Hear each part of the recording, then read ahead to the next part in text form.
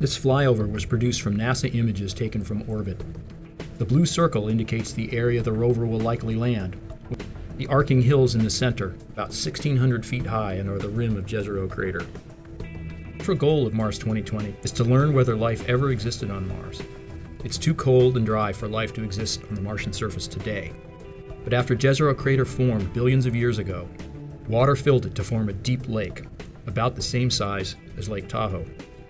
Eventually, as Mars climate changed, Lake Jezero dried up and surface water disappeared from the planet. An ancient lake is a fantastic place to pursue our goal of looking for possible Martian life. On Earth, lakes are filled with living creatures. Evidence of that life is often preserved in the mud and sand deposited on the bottom of the lake.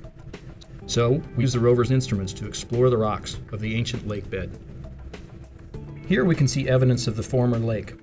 The canyon cutting through the crater rim was carved by a river. As the water entered the lake, it slowed and dropped the sand and mud it was carrying to form the fan-shaped delta. The white line is a path the rover might follow in its first 2 years, called the prime mission. During this period, we use the rover science instruments to analyze the lake sediments. After we explore the delta, we hope to investigate the shoreline of the former lake.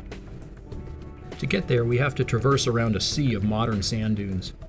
From this perspective, you can see former shorelines curving around a headland. We can picture waves in Lake Jezero beating on a sandy beach. And finally, we will press on to the crater rim.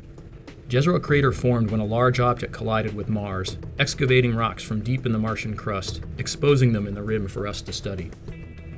These rocks would have been hot shortly after the impact and may have hosted hot springs. Deposits from these springs would be another target in our search for possible ancient life on Mars.